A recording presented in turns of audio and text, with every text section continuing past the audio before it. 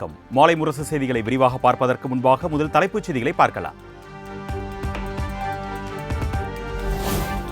முன்னாள் முதலமைச்சர் கருணாநிதியின் நினைவு நாள் அமைதி பேரணியில் அணிதிரள்வோம். ஆகஸ்ட் 7ஆம் தேதி கருணாநிதியின் நினைவு நாளையொட்டி தொண்டர்களுக்கு முதலமைச்சர் மு.க. ஸ்டாலின் அழைப்பு.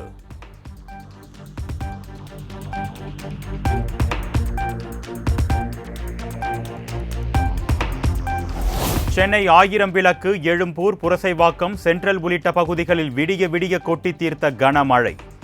சைதாப்பேட்டை, கிண்டி, சேத்துப்பட்டு, அண்ணாசாலை உள்ளிட்ட பகுதிகளிலும் இடியுடன் கூடிய மழை வெளுத்து வாங்கியது.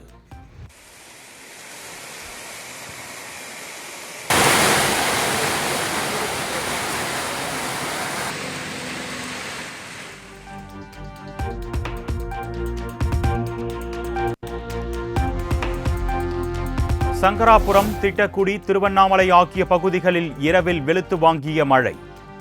திடீரென பெய்த மழையால் வெப்பம் தணிந்து குளிர்ச்சியான சூழல்.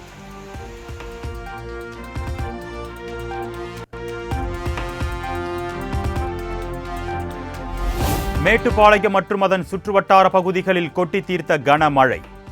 சாலைகளில் பெருக்கெடுத்து ஓடிய மழை நீரால் ஊர்ந்து சென்ற வாகனங்கள்.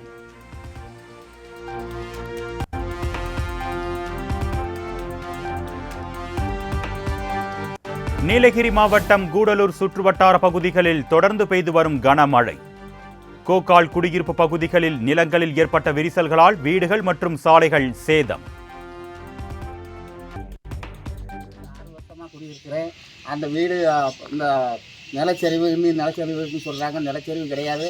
ஆஸ்பத்திரி விரிவுபடுத்துறதுக்காக மண் எடுத்ததுனால எங்கள் வீடு பாதிச்சிருச்சு. 6 வருஷமாக ஒரு பாதிப்பும் இல்லாமல் இருந்துச்சு.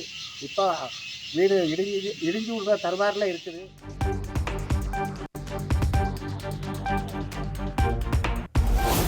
நீலகிரி, ஈரோடு, கோவை ஆகிய 3 மாவட்டங்களில் இன்று கனமழைக்கு வாய்ப்பு. சென்னை வானிலை ஆய்வு மையம் கணிப்பு.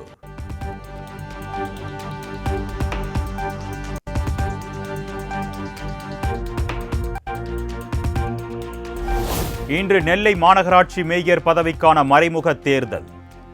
போட்டி இல்லாததால் 25வது வார்டு திமுக கவுன்சிலர் கிட்டு என்கின்ற ராமகிருஷ்ணன் மேயராக அறிவிக்கப்படுகிறார்.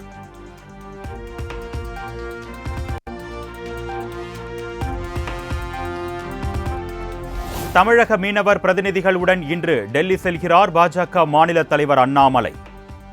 தமிழக மீனவர்கள் மீதான இலங்கை கடற்படையினர் தாக்குதலுக்கு தீர்வு காண மத்திய வெளியுறவுத்துறை அமைச்சரை சந்தித்து மனு அளிக்க இருப்பதாக தகவல்.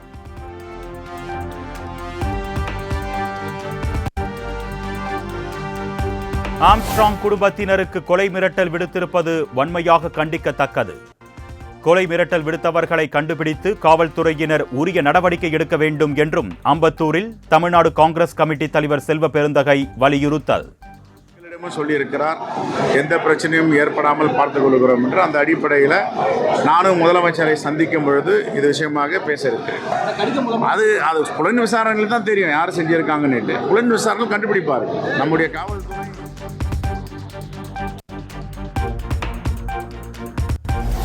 மின் கட்டண உயர்வை கண்டித்து சென்னையில் நடைபெற்ற ஆர்ப்பாட்டத்தில் கெட்ட வார்த்தை பேசிய சீமான். தனது செல்போனில் கெட்ட வார்த்தை பேசியதாகத்தான் இருக்கும் என்றும் விளக்கம். என் செல்போன் எடுத்து பாரு, எடுத்தோன்னு பாரு.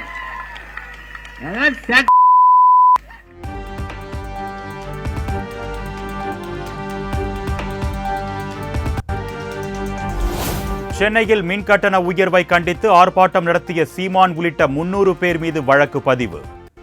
அனுமதியின்றி ஆர்ப்பாட்டம் நடத்தியதால் நுங்கம்பாக்கம் போலீசார் நடவடிக்கை.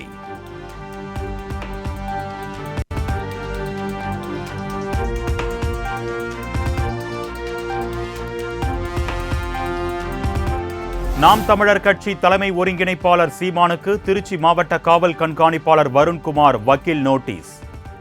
சென்னையில் நடந்த ஆர்ப்பாட்டத்தில் காவல்துறையினரை தகாத வார்த்தையில் பேசியதற்காக சட்ட நடவடிக்கை.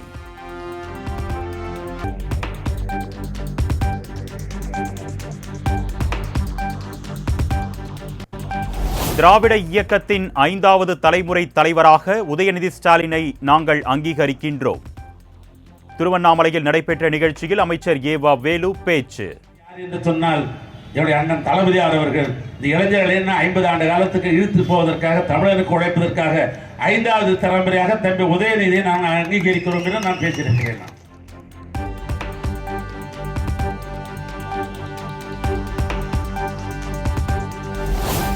சட்டவிரோத பண பரிமாற்ற வழக்கில் ஜாமீன் கோரி செந்தில் பாலாஜி தாக்கல் செய்த மனு உச்சநீதிமன்றத்தில் இன்று மீண்டும் விசாரணை.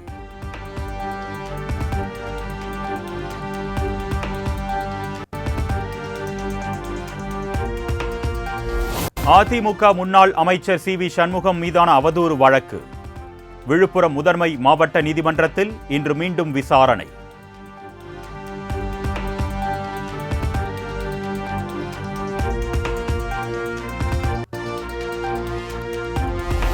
பாம்பன் கடலில் புதிதாக கட்டப்பட்டு வரும் தூக்கு பாலத்தில் ரயிலை இயக்கி சோதனை ஓட்டம் வரும் அக்டோபரில் பயன்பாட்டிற்கு வரும் என்று ரயில்வே அதிகாரிகள் தகவல்.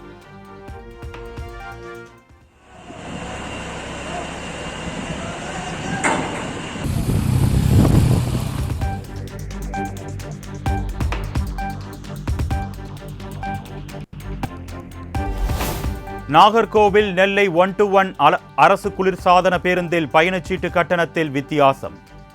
பைபாஸ் வழி செல்வதற்காக 3 ரூபாய் கூடுதலாக வசூலிப்பதாக பயணி குற்றச்சாட்டு.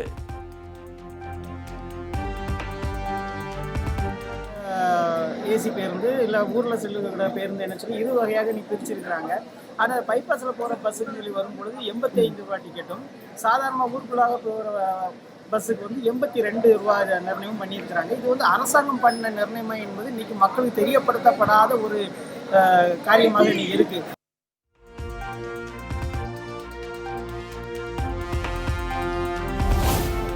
விடுமுறையையொட்டி தஞ்சாவூர் மாவட்டம் கல்லணையில் குவிந்த ஆயிரக்கணக்கான சுற்றுலா பயணிகள். இயற்கை அழகை ரசித்தும் செல்ஃபி எடுத்தும் பொதுமக்கள் உற்சாகம்.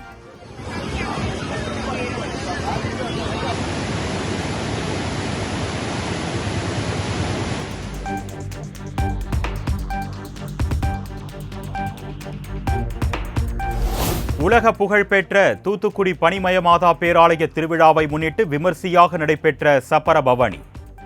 மின் விளக்குகளால் அலங்கரிக்கப்பட்ட சப்பரத்தில் எழுந்தருளி பவனி வந்து காட்சியளித்த மாதா.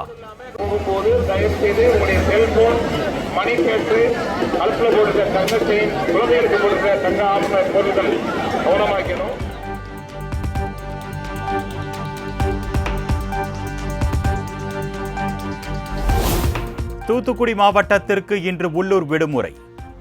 தூய பனிமயமாதா பேராலய திருவிழாவையொட்டி மாவட்ட ஆட்சியர் அறிவிப்பு.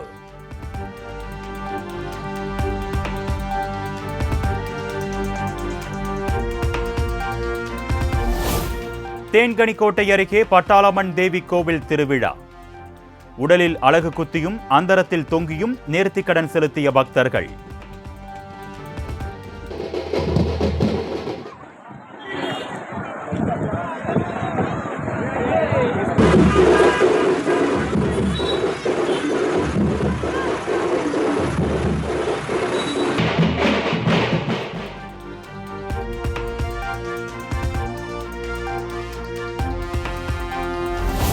கடலூர் மாவட்டம் சேத்தியாத்தோப்பு கருப்புசாமி கோவிலில் ஆடி அமாவாசையை முன்னிட்டு 5001 பால்குட ஊர்வலம். ஆயிரக்கணக்கான பக்தர்கள் பங்கேற்று சுவாமி தரிசனம்.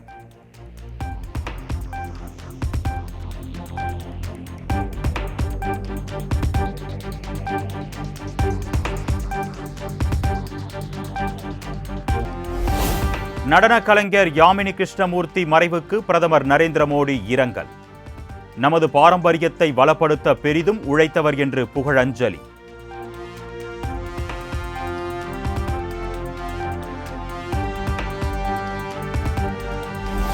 கேரளாவில் நீட் முதுகலை தேர்வு மையம் அமைப்பதற்கான அறிவிப்பு இன்று வெளியாகிறது. மத்திய அமைச்சர் JP நட்டா அறிவிப்பார் என்று எதிர்பார்ப்பு.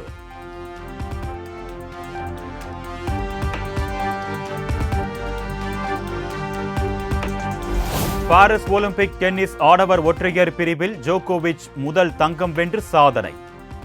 இறுதிப் போட்டியில் ஸ்பெயின் வீரர் கார்லஸ் அல்காரஸை வீழ்த்தினார்.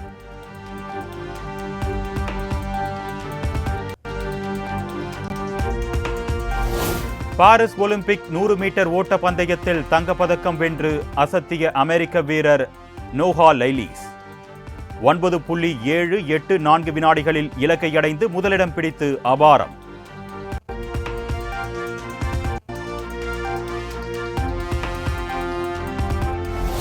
பாரிஸ் ஒலிம்பிக் குத்துச்சண்டை போட்டியில் பதக்கத்தை தவறவிட்ட இந்திய வீராங்கனை லவ்லினா காலிறுதியில் சீன வீராங்கனையிடம் வெற்றியை தவறவிட்டு வெளியேறினார்.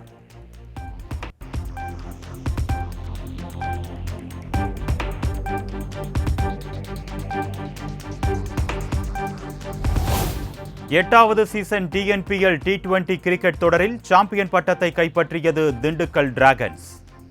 6 விக்கெட்டுகள் வித்தியாசத்தில் கோவை அணியை வீழ்த்தி மகுடம் சூடியது.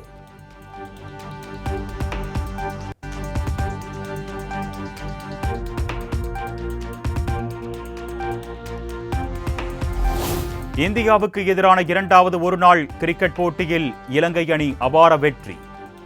32 ரன்கள் வித்தியாசத்தில் இந்தியாவை வீழ்த்தி அசத்தல்.